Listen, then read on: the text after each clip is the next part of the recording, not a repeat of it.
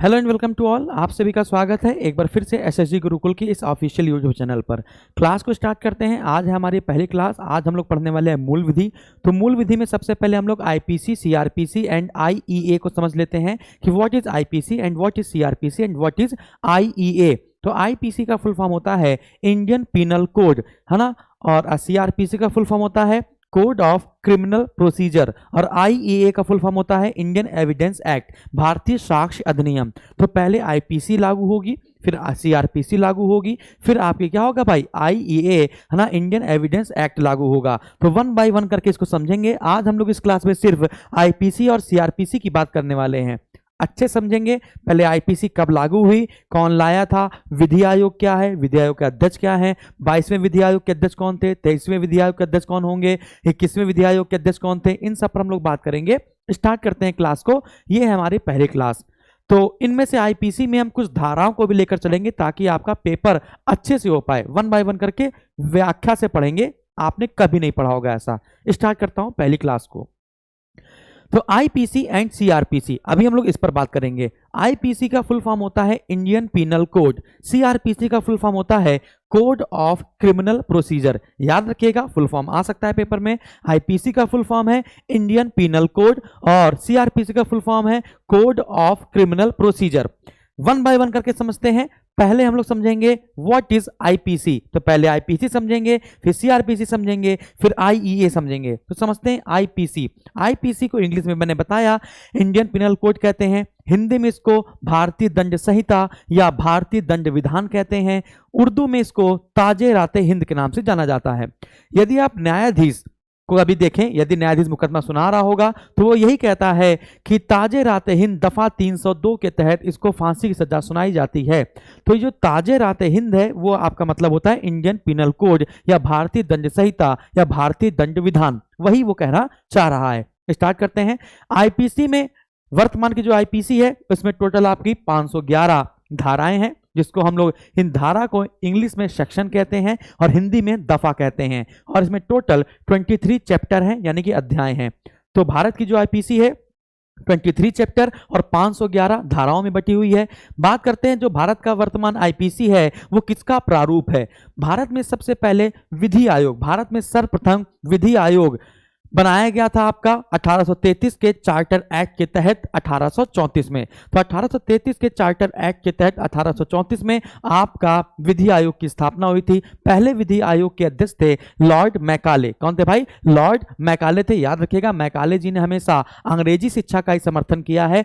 Lord Macaulay का ये statement था, लॉर्ड मैकाले का ये स्टेटमेंट था कि भारत की किताबों को और इस्लाम धर्म की किताबों को यदि इन दोनों की किताबों को मिला दिया जाए, यदि दोनों की किताबों को मिला दिया जाए तो ब्रिटेन में, लंदन में जो रखी हुई एक किताब है, किसी भी लाइब्रेरी के किसी भी एक खांचे में रखी हुई कोई भी एक किताब, ये ज्यादा मूल्यवान होगी इन भारत और इस्लाम दोनों किताबों की अपेक्षा। यानी कि एक किताब ज्यादा मूल्यवान होगी इन भारतीय और इस्लामों के सभी ग्रंथों को मिला लिया जाए फिर भी। ये स्टेटमेंट किसका था? लॉर्ड मैकाले का था, और ये हमेशा अंग्रेजी शिक्षा का समर्थन करते थे। ठीक है, तो लॉर्ड मैकाले के भाई साहब के अध्यक्षता में विधि आयोग का गठन हुआ था। आगे बढ़ते हैं। 1860 में, 6 अक्टूबर 1860 में आईपीसी इंडियन पिनल कोड स्थापित हो गया, यानी कि अधिनियमित हो गया। इसको गवर्नर जनरल की अनुमति मिल गई। तो 6 अक्टूबर 1860 को आईपीसी को अनुमति मिल गई थी, लेकिन ये भारत में 1 जनवरी 1862 को पूरी तरीके से लागू हुआ था। आप जैसा कि देख सकते हैं, विधि आयोग, पहला विधि आयोग 1834 में 1833 के चार्टर एक्ट के तहत आया गया था। इस आयोग के अध्यक्ष लॉर्ड मैकाले थे। वर्तमान में भारत में आईपीसी लॉर्ड मैकाले द्वारा का प्रारूप है, जिसे 6 अक्टूबर 1860 में अधिनियमित किया गया था, लेकिन इसको पूर्ण रूप से लागू 1 जनवरी 1862 में किया गया था। भारत का जो आईपीसी का प्रारूप है, आईपीसी का जो ड्राफ्ट है, वो कई अन्य देशों के द्वारा भी अपनाया गया है, जैसे श्रीलंका, ब्रुनेई एंड सिंगापुर। तो श्रीलंका, ब्रुनेई एंड सिंगापुर ये ऐसे देश हैं जो भारत के आईपीसी के ड्राफ्ट को अपने यहाँ पर आरोपित करते हैं या अपने यहाँ पर लागू करते हैं। स्टार्ट करते हैं। जो 21वें विधि आयोग के अध्यक्ष थे आपके, वो हैं आपके न्यायाधीश बीएस चौहान। 22वां विधि आयोग आपका तैयार कर दिया गया है। विधि आयोग का कार्यकाल आपका 3 वर्ष का होता है। प्रथम विधि आयोग यदि हम स्वतंत्रता के पश्चात पूछें, यदि स्वतंत्रता से पहले पूछे तो 4 विधि आयोग का गठन किया जा चुका था। यदि स्वतंत्रता के बाद पूछें तो पहला स्वतंत्रता के बाद जो विधि आयोग बनाया गया था वो 1955 में बनाया गया था और इस विधि आयोग के अध्यक्ष भारत के प्रथम महान्यायवादी जिनका नाम था एमसी सीतलवाड़ा, इनको बनाया गया था। तो भारत के पहले महान्यायवादी कौन है? तो आपका आंसर आएगा एमसी सीतलवाड़ा है। भारत के जो महान्यायवादी का पद है वो संविधान के, भारतीय संविधान के अनुच्छेद 76 अनुच्छेद 76 में दर्शाया गया है। यही भारत का पहला कानूनी नागरिक या विधि नागरिक होता है। ठीक है, ये संसद के किसी भी सदन में, अधिवेशन में, है ना, किसी भी न्यायालय के बैठक में बैठ सकता है, बोल सकता है, लेकिन कभी वोट नहीं दे सकता। इन पर हम लोग बात बाद में करेंगे। भारत सरकार की ओर से जो भी केस या मुकदमा लड़ा जाता है वो भारत का महान्यायवादी ही लड़ा जाता है, भारत का महान्यायवादी ही लड़ता है। बात करते हैं सीआरपीसी पर। तो सीआरपीसी है कोड ऑफ क्रिमिनल प्रोसीजर, ये 1973 में इसका बिल लाया गया था। कोड ऑफ क्रिमिनल प्रोसीजर का हिंदी में से कहते हैं दंड प्रक्रिया संहिता, हिंदी में से कहते हैं दंड प्रक्रिया संहिता। 25 जनवरी 1974 को सीआरपीसी बिल को राष्ट्रपति की अनुमति मिल गई थी, 25 जनवरी 1974 को, लेकिन यह भारत में पूर्ण रूप से लागू हुआ था 1 अप्रैल 1974 में। सीआरपीसी में टोटल 484 आपकी धाराएं हैं, जबकि 37 आपके चैप्टर हैं। आईपीसी में 23 चैप्टर थे और 511 धाराएं थीं, लेकिन सीआरपीसी में 484 आपकी धाराएं हैं और 37 आपके क्या हैं? चैप्टर हैं। अब मैं इसको समझाने की कोशिश करता हूं, कुछ दफाओं के माध्यम से समझाने की कोशिश करता हूं, समझिएगा। मान लीजिए कि आप घर से बाहर निकले। आप जब घर से बाहर निकले तो आप जब गाड़ी चला रहे होते हैं सड़क पर, तो सड़क पर किनारे किनारे इंस्ट्रक्शन लिखे रहते हैं कि अपनी गाड़ी की गति को 45 किलोमीटर प्रति घंटे से ज़्यादा ना बढ़ाएं, अपनी गाड़ी की गति को 60 किलोमीटर प्रति घंटे से ज़्यादा की ना बढ़ाएं। लेकिन आप बनते हो राइडर, आपने सोचा अरे 60, मैं तो 600 ले जाऊंगा, और आपने इतनी तेज गाड़ी चलाई, इतनी तेज गाड़ी चलाई, है ना। तो जब गाड़ी चला रहे, जितना इंस्ट्रक्शन लिखा हुआ है, यदि आप उसके ऊपर जा रहे हैं, हार्श ड्राइविंग कर रहे हैं, रैश ड्राइविंग अगर आप कर रहे हैं, तो आप गलत कर रहे हैं। सबको पता चल गया? यानी कि जब लिखा हुआ है 65 किलोमीटर प्रति घंटे से ऊपर नहीं गाड़ी बढ़ाना है, लेकिन आप 65 से ऊपर बढ़ा रहे हैं, तो आपके मन में आ गया होगा कि मैं गलत कर रहा हूं, या लोगों के मन में आ गया है कि यह बंदा गलत कर रहा है। यदि गलत कर रहा है तो यह क्या है? एक अपराध है। यदि गलत कर रहा है तो यह एक अपराध है। तो अपराध का जो पता है वो हमको आईपीसी में पता चलता है। जो अपराध का पता है वो हमको आईपीसी में पता चलता है। यदि आपने अपराध किया तो आपको दंड मिलेगा, इस बात का पता भी आपको आईपीसी में चलता है। तो अपराध क्या है और अपराध का दंड क्या है, ये पता आपको आईपीसी में चलता है। जैसे अगर मैं बात करूं हार्श ड्राइविंग की, यानी कि रैश ड्राइविंग की बात करूं, तो यदि आईपीसी इंडियन पिनल कोड का सेक्शन आप 279 देखें तो उसमें बताया गया यदि कोई व्यक्ति रैश ड्राइविंग करते हुए या हार्श ड्राइविंग करते हुए पकड़ा गया तो वो अगर अपराध करता हुआ पाया गया तो उसको 6 माह का कारावास हो सकता है। 6 माह का क्या हो सकता है? कारावास हो सकता है। मैंने ये माना है 45 किलोमीटर या 60 किलोमीटर हो सकता है, 40 ही लिखा हो सकता है। सड़क पर, अलग अलग सड़कों पर, अलग अलग हाईवे पर अलग अलग औसत गति दी रहती है, ठीक है, या गति दी रहती है। चलिए आगे बढ़ते हैं। बेटा जो विधि या कानून होता है इसको हम लोग 2 भागों में बांटेंगे। फिर से याद कीजिएगा, बहुत आराम से समझा रहा हूं, फिर याद कीजिएगा। विधि या कानून को हम लोग 2 भागों में बांटते हैं। एक होता है सब्सटेंटिव लॉ और एक होता है हमारा प्रोसीजर लॉ। सब्सटेंटिव लॉ को कहते हैं मौलिक विधि और प्रोसीजर लॉ को कहते हैं प्रक्रिया विधि। ठीक है, याद रखिएगा, कानून को या विधि को 2 भागों में बांटा जाता है।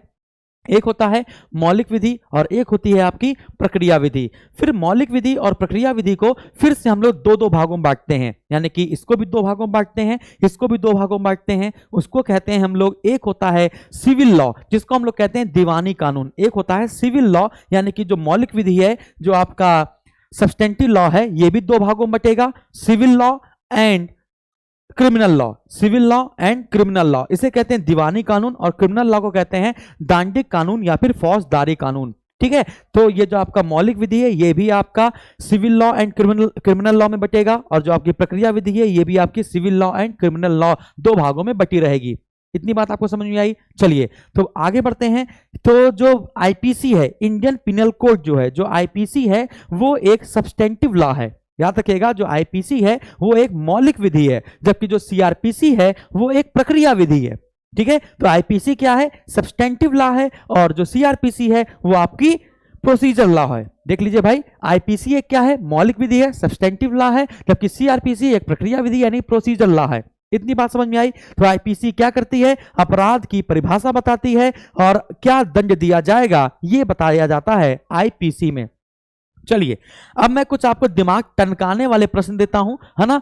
दिमाग टनकाने वाले जो प्रश्न है, पहला प्रश्न लिखिए या पहला प्रश्न लिखा हुआ है, इसको देखिए। पहला प्रश्न ये है कि 5 आदमियों ने, आपने देखा होगा कि 5 आदमियों ने क्या करी, भरे चौराहे पर एक व्यक्ति को पकड़ा, है ना। 5 आदमियों ने भरे चौराहे पर एक व्यक्ति को पकड़ा, है ना, और पकड़कर उसकी घड़ी छीन ली, उसका पर्स छीन लिया, ठीक है। और अगले दिन अखबार में क्या आता है, अगले दिन अखबार में आता है कि 5 आदमियों ने सरेआम एक व्यक्ति को लूटा। तो 5 आदमियों ने सरेआम एक व्यक्ति को लूटा। तो जो अखबार वालों ने लिखा है 5 आदमियों ने सरेआम एक व्यक्ति को लूटा, ये गलत है, ठीक है। क्योंकि आईपीसी जब आप पढ़ते हैं तो पता चलता है चोरी अलग चीज है, लूट अलग चीज है और डकैती अलग चीज है, ठीक है। तो 5 आदमियों ने सरेआम एक व्यक्ति को लूटा, ऐसे पेपर निकलता है। तो मैं आपसे पूछना चाहता हूं, ये 3 क्वेश्चन लिखे हुए हैं, है ना। इस 3 क्वेश्चन को मैं पढ़ता हूं, फिर आप वीडियो को पॉज कीजिएगा, है ना, रुकिएगा और इसके बाद सोचिएगा, ठीक है, कि क्या हो सकता है इसका आंसर। क्वेश्चन नंबर 1 है, 5 आदमियों ने एक व्यक्ति को रोका और उसकी चीजें छीन ली। तो ये क्या है, 2 लोग रात में बैंक में घुसे और पैसे ले गए। 2 लोग रात में बैंक में घुसे, ठीक है, ताला तोड़ा और 10-12 करोड़ रुपए लेकर चले गए या 10-12 लाख रुपए लेकर चले गए, गरीब बैंक हुई। तो 2 लोग दिन में घुसे, अभी 2 लोग रात में बैंक में घुसे थे, पैसे लेकर चले गए थे। 2 लोग दिन में घुसे और दिन में घुसकर उन्होंने बंदूक लगाई लोगों के, कोई हिलेगा नहीं, कोई हिलेगा नहीं, मार देंगे, जान से मार देंगे। बात समझ आ रही है। तो उनको धमकी दी, जान से मारने धमकी दी, डराया धमकाया और पैसे लेकर चले गए। तो आपको बताना है कि इसमें से चोरी क्या है, आपको बताना है कि इसमें से चोरी क्या है, इसमें से लूट क्या है और इसमें से डकैती क्या है, ठीक है। तो इसका आंसर क्या होगा, तो आपको बताना है इनमें से किसको चोरी कहेंगे, किसको लूट कहेंगे और किसको डकैती कहेंगे। आपने अपना अपना आंसर सोच लिया होगा और लोगों ने आंसर देना भी शुरू भी कर दिया है। स्टार्ट करते हैं। सबसे पहले बात करेंगे हम लोग चोरी क्या होती है, फिर बात करेंगे हम लोग लूट क्या होती है, फिर हम लोग बात करेंगे कि डकैती क्या होती है। 1 बाय 1 करेंगे। मजा आ रही होगी क्लास को।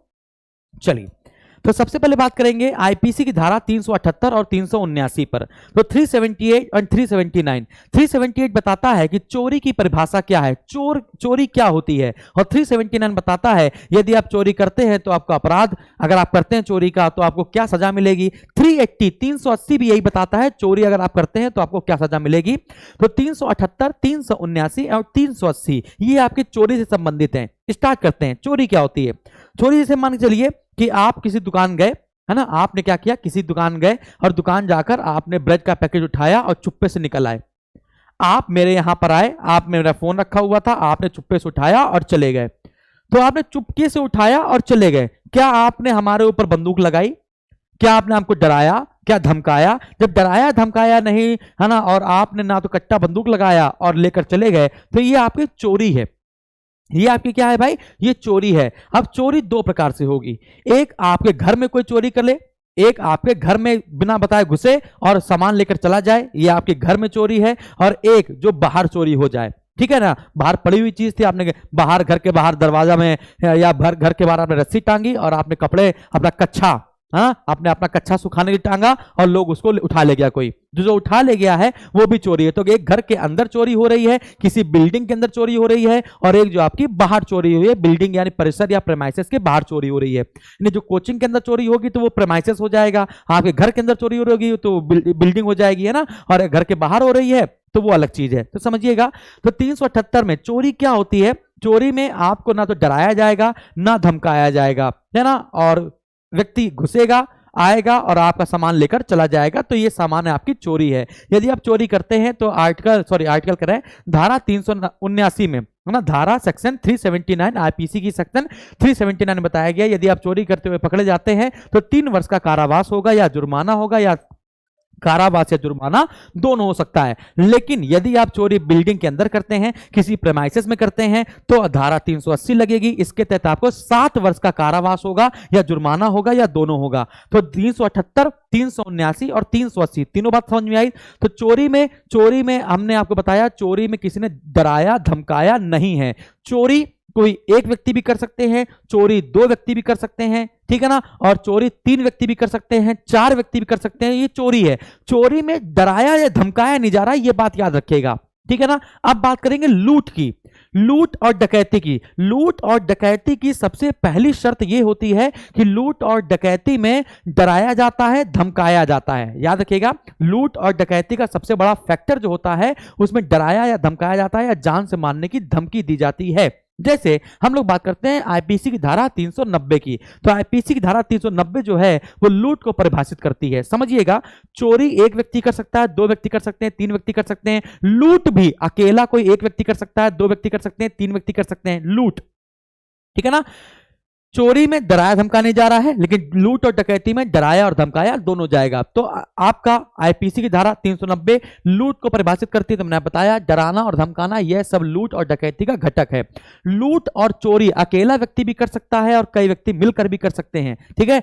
दंड का प्रावधान, यदि कोई व्यक्ति लूट करता है तो यदि लूट रात में हो रही है तो सजा का प्रावधान अलग है, यदि लूट आप दिन में कर रहे हो तो सजा का प्रावधान अलग है। जैसे आपको 392 जो धारा होगी, है ना, धारा जो आपकी 392 और 393 जो होगी वो आपको दंड का प्रावधान करती है। 393 आपके ऊपर धारा तब लगती है जब आप लूट करने जा रहे हो नहीं पकड़ जाओ, यानी लूट का प्रयत्न। आप देखो, लूट तो तब होगी ना जब आप लूट कर चले जाओगे, है ना, लेकिन आप लूटने गए और पकड़ गए। जब लूट का प्रयत्न करोगे तो भी आपको सजा मिलेगी, और लूट कर चले जाओगे, पकड़े जाओगे तो भी आपको सजा मिलेगी। तो लूट का जो प्रयत्न है वो आपका 393 धारा में आती है, और जो आपने लूट के भाग गए हो तो 392 धारा में आएगी। यदि लूट रात में हुई है तो आपको 10 वर्ष का कारावास या जुर्माना या दोनों में से कुछ भी हो सकता है। यदि लूट आपने दिन में करी है तो 14 वर्ष का कारावास या जुर्माना या दोनों हो सकता है। तो लूट अगर आप दिन में कर रहे हो तो आप याद रखिएगा, लूट अगर आप दिन में कर रहे हो तो 14 वर्ष का आपको कारावास या जुर्माना है। यदि लूट आप रात में कर रहे हो तो 10 वर्ष का कारावास या जुर्माना है। और लूट का प्रयत्न करना भी एक अपराध है, इसके लिए भी आपको 10 वर्ष का कारावास या जुर्माना होगा।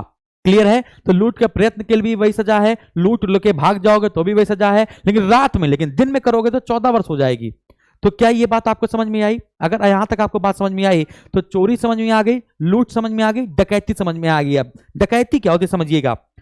डकैती हम लोग तभी मानते हैं जब कोई 5 या 5 से अधिक लोग, समझिएगा, डकैती हम तभी मानेंगे जब 5 या 5 से अधिक लोग डरा धमका कर कोई चीज ले जाएं।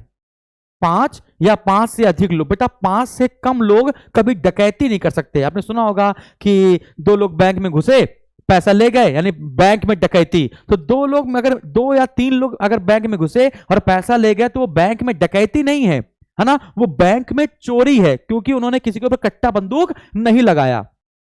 बात समझ आ रही है। लेकिन अगर ये हो जाता कि 3 लोग घुसते, 3 लोग बैंक में घुसते, 3 लोग बैंक में घुस, समझिए 3 लोग बैंक में घुसते, कट्टा बंदूक लगाते, पैसा लेकर चले जाते, तो वो लूट है। 5 से कम है ना, 2 या 3 या 4 लोग बैंक में घुसते, कट्टा बंदूक लगाते, डराते धमकाते और पैसा ले जाते, तो ये लूट है। डराया धमकाया है, फैक्टर लागू है ना, तो ये लूट है। लेकिन 5 हो जाते या 5 से अधिक हो जाते, वो डराते धमकाते और पैसा ले जाते, तो वो डकैती है। ठीक है। तो लूट और डकैती में आपको समझ में आ गया। तो लूट 5 से कम लोग या अकेला व्यक्ति भी लूट कर सकता है, अकेला व्यक्ति भी चोरी कर सकता है। लेकिन अगर कई लोग हैं और वो बिना डराए धमकाए अगर चुरा ले जाते हैं पैसा, तो वो चोरी भी हो सकती है। ठीक है ना। तो आप डराना धमकाना ये फैक्टर इंपॉर्टेंट है डकैती और लूट के लिए। बात करते हैं डकैती। तो डकैती की परिभाषा आपकी धारा 391 में दी गई है। यह सदैव 5 या 5 से अधिक व्यक्तियों के ऊपर लागू होती है। दंड का प्रावधान देखते हैं, है ना, तो धारा 395, 396 और 399 याद करनी है। अब समझिएगा, धारा 395, यदि आप डकैती करते हो तो आपको आजीवन कारावास, 10 वर्ष तक का कठिन कारावास या जुर्माना या दोनों हो सकता है। धारा 396 क्या कहती है कि आप डकैती करने गए और आपने किसी का मर्डर कर दिया, आप डकैती करने गए और आपने किसी को गोली मार दी, तो क्या हो सकता है? मृत्युदंड हो सकता है, आजीवन कारावास हो सकता है, 10 वर्ष का कठिन कारावास हो सकता है ना। यदि आप डकैती की तैयारी कर रहे थे और पकड़े गए, तो डकैती की तैयारी करते अगर आप पकड़े गए तो धारा 399 लगेगी आपके ऊपर, और 10 वर्ष का कारावास या जुर्माना या दोनों हो सकता है। तो ये हो गया आपका डकैती। तो यहां तक आपको बात समझ में आई। यदि आपको आईपीसी समझ में आ गया, आईपीसी की कुछ धाराएं समझ में आ गई, लूट क्या होती है, चोरी क्या होती है और डकैती क्या होती है, ये बात आपको समझ में आ गई है, तो फटाफट यस सर बोलिएगा कि यस सर समझ में आ गई। और मजा आ रही होगी तो यस सर बोलिएगा कि सर मजा आ गई। तो मैंने आपको क्या बताया, एक बार फिर मैं बताता हूं कि चोरी किस में बताई जाएगी। जो चोरी होगी वो 378, 379, 380 378 चोरी क्या होती है, 379 दंड और 380 दंड। तो 379 जो बाहर चोरी कर रहे हो और 380 यदि घर में चोरी हो रही है ना। लूट की बात की जाए तो 390, लूट की बात की जाए तो 390, 390, 392, 393, याद रखिएगा 390, 392, 393। 390 लूट की परिभाषा बताती है। और चोरी और लूट अकेला व्यक्ति भी कर सकता है, लेकिन 5 या 5 से अधिक व्यक्ति डरा धमका कर अगर पैसा ले रहे हैं तो वो डकैती होगी। 5 या 5 से अधिक, यदि 5 से कम है तो चोरी और लूट में आती है। याद रखिएगा ये बात। यदि लूट रात में हो रही है तो 10 वर्ष का कारावास या जुर्माना, यदि लूट दिन में हो रही है तो 14 वर्ष का कारावास या जुर्माना। 393 लूट का प्रयत्न करना भी एक अपराध होगा, जिसके तहत आपको 10 वर्ष का कारावास या जुर्माना हो सकता है। तो ये है आपकी डकैती की परिभाषा 391, 95, 96 और 99। ठीक है, चलिए आगे बढ़ते हैं। अब एक और बात, एक आपको जो बात बता रहे हैं वो बहुत खतरनाक है, समझिएगा। मान के चलिए कि आपने, मेरे पास फोन था, मैंने जो फोन था मैं जा रहा था पेपर देने। जब मैं पेपर देने जा रहा था तो मैंने फोन क्या किया, उस फोन को अपने दोस्त को दे दिया कि ये लो दोस्त मेरे फोन रखो और मैं पेपर देकर आ जाऊंगा और अब तुम मुझे फोन वापस कर देना। लेकिन मैंने विश्वास के तौर पर दे दिया फोन और वो फोन लेके भाग गया। जैसे कि बैंक में अगर हो जाए, जैसे मान चलिए बैंक में क्या हो जाता है कि सिक्योरिटी वाले जो बैंक में पैसा लगाने जाते हैं तो जो गार्ड होता है, जो SIS सिक्योरिटी वाले जो पैसा लेके जाते हैं ATM में पैसा डालने के लिए, मान के चलिए एक्सिस बैंक वालों ने उनको पैसा दिया कि आपको पैसा डालना है और वही जो ड्राइवर या फिर गार्ड है वो पैसा लेकर भाग जाए। जब वो पैसा लेकर भाग जाए तो ये कौन सा अपराध होगा, ये चोरी होगी कि लूट होगी कि डकैती होगी। तो ये सोच में पड़ जाता है आदमी कि क्या है, चोरी है कि लूट है कि डकैती है। विश्वास मानिए इनमें से कुछ नहीं है, ना चोरी है, ना लूट है, ना डकैती है, तीनों में से कुछ नहीं है। ये इसे कहते हैं क्रिमिनल ब्रीच ऑफ ट्रस्ट, इसे कहते हैं आपराधिक न्यास भंग। आपराधिक न्यास भंग के नाम से इसको जानते हैं। न्यास का मतलब होता है विश्वास, यानी कि आपका विश्वास तोड़ा गया, आपने जिसके ऊपर विश्वास करके पैसा दिया है ना और वो पैसा लेकर भाग गया। ठीक है ना। तो एक प्रकार से इसको हम चोरी के ऊपर ही मान सकते हैं, एक प्रकार से मान सकते हैं। जो चोरी के लिए रखा जाता है वही इसमें क्रिमिनल ब्रीच ऑफ ट्रस्ट में लगा दिया गया। धारा 380 के तहत, धारा 300 अगर 80 लग जाती है तो 7 वर्ष का कारावास हो जाएगा, है ना। अगर धारा 380 लग जाती है तो 7 वर्ष का कारावास हो जाएगा। धारा 379 लग जाती है तो 3 वर्ष का कारावास होता है। वैसे आपराधिक न्यास भंग या विश्वास भंग के लिए जब कोई संपत्ति स्वेच्छा से किसी को दी जाए और वह लेकर भाग जाए तो 3 वर्ष का कारावास या जुर्माना, है ना। और ये जो है वो धारा 406 के तहत आता है। याद रखिएगा, जो आपराधिक न्यास भंग के लिए जो दंड है वो धारा 406 में आती है। इसके लिए चोरी, अगर चोरी लगा दी जाए, यदि चोरी लगा दिया जाए तो 379 में आ जाएगी और यदि 380 लगा दिया जाए तो उसको 7 साल की सजा हो जाएगी। ये बात हमने आपको बताई।